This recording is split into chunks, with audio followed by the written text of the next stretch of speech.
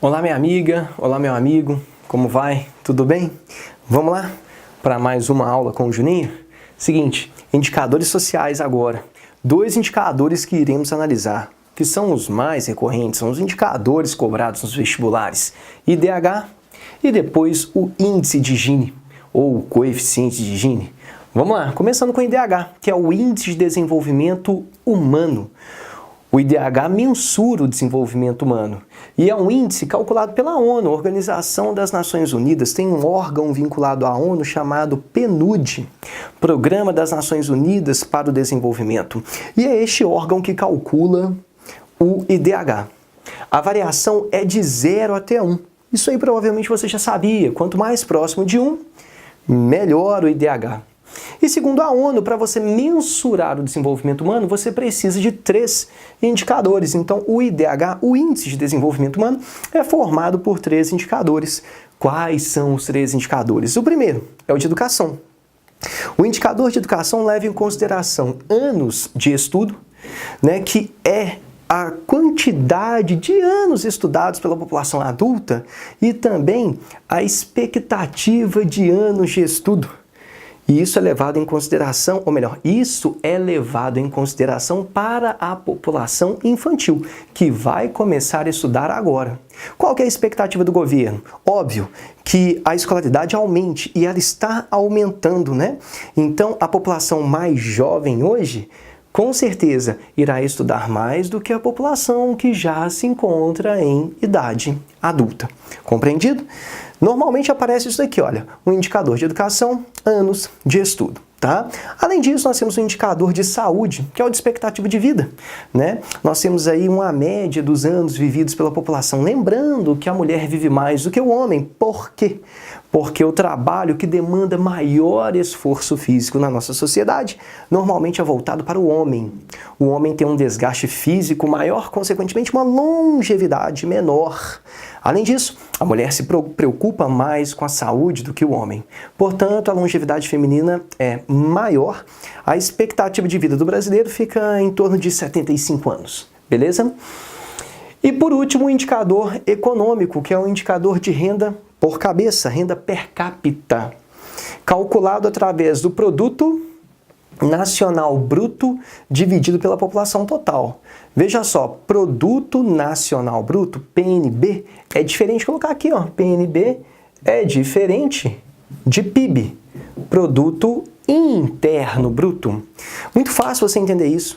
Nem tudo que é interno aqui no Brasil é nosso. Por exemplo, o capital movimentado pela Fiat, o capital movimentado pelo McDonald's, o capital movimentado pela Ford, o capital movimentado pela Nike aqui dentro, faz parte do nosso produto interno, mas não é de fato dos brasileiros, uma vez que o lucro é mandado para o país de origem dessas empresas.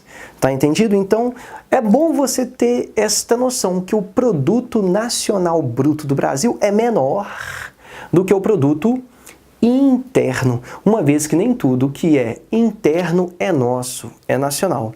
Você pega o produto nacional bruto e divide pela população total. Não importa se criança, idoso ou adulto, você divide pela população total. E daí você vai ter a renda por cabeça. Não é a renda por trabalhador, é a renda per capita.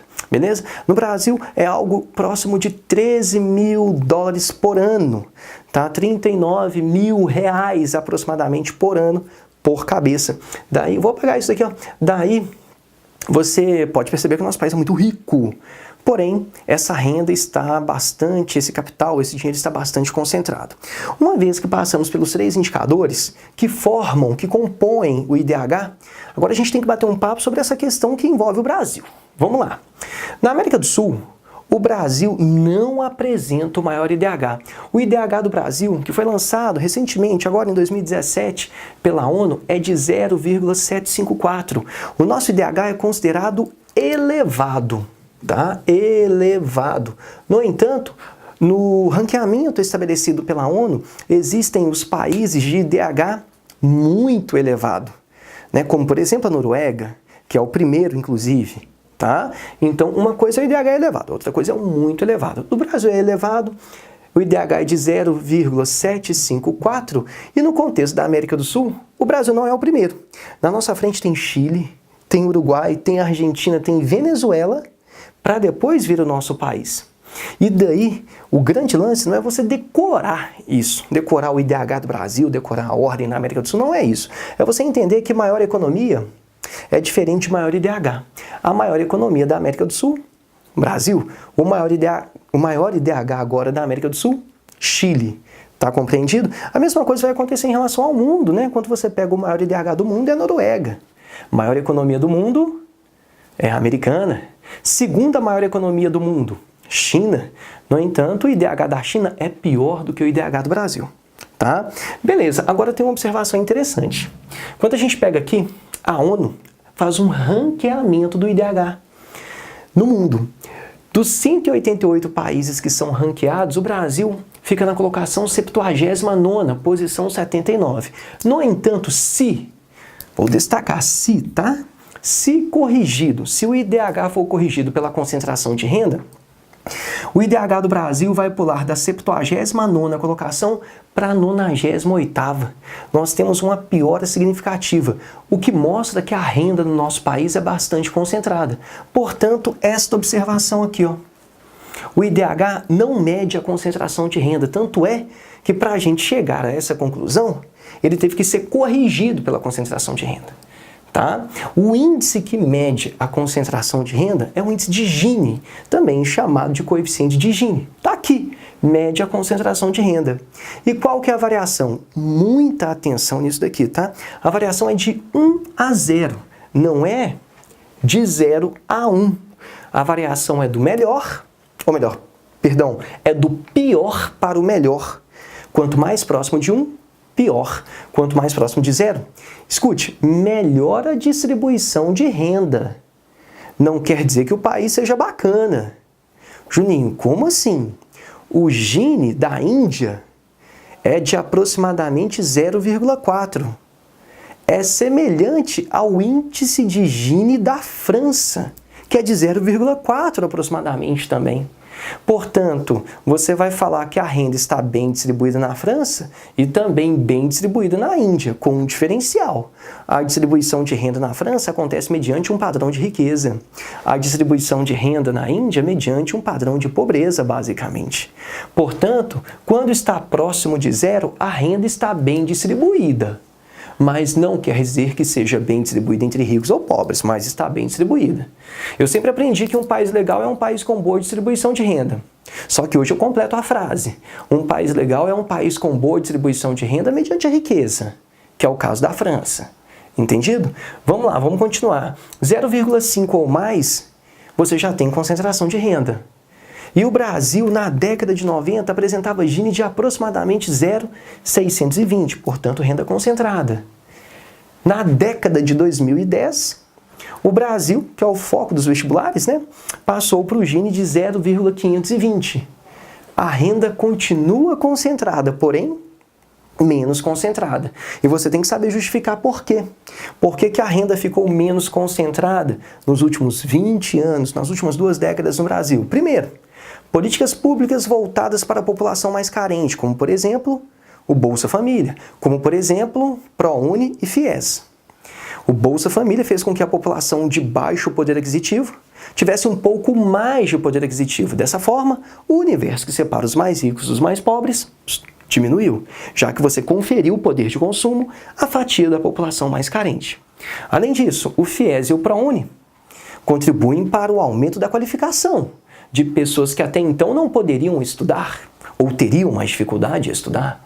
Se você tem um aumento da qualificação, você vai ter um aumento da renda, daquele contexto familiar. Portanto, mais um motivo aí para você colocar as políticas públicas como sendo um responsável pela redução da concentração de renda no Brasil. Além disso, a gente tem que destacar a menor concentração industrial / econômica. Já vimos em algumas aulas que a atividade industrial no Brasil não está tão concentrado na região sudeste como nas décadas de 50, 60. Se nós temos indústrias e atividades econômicas prosperando em regiões diferentes da região sudeste, o que vai acontecer? Teremos geração de emprego.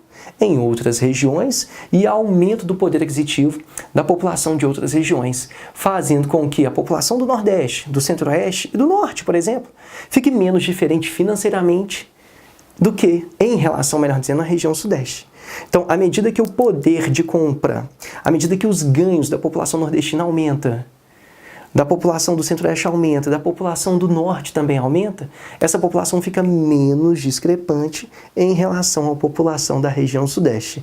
Dessa forma, uma menor concentração econômica e industrial faz com que o Brasil tenha uma menor desigualdade regional. E uma menor desigualdade regional leva a uma menor desigualdade social, resultando na queda da concentração de renda. Então, estes dois argumentos são bem fortes para você utilizar em redação ou então em uma questão aberta, tá?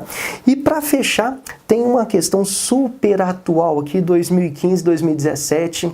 O Brasil apresentou nestes 2 últimos anos um aumento da concentração de renda. Esse dado é ruim. Isso aqui rompeu basicamente com 20 anos, ou 24 anos aproximadamente aí, de queda da concentração de renda. A renda nos 2 últimos anos subiu, a concentração, melhor dizendo, de renda aumentou. E por que aumentou? Porque o Brasil passa por crise. E mediante crise a gente tem desemprego.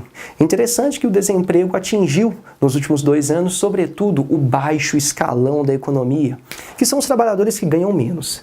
Se estes trabalhadores que ganham menos deixam de ganhar, o universo que separa os mais ricos dos mais pobres aumentou, aumentando, consequentemente, a concentração de renda no nosso país, o que é uma notícia muito ruim. É isso aí, os 2 indicadores foram vistos. Faça as atividades pertinentes a este tema. Um grande abraço. Tchau, tchau.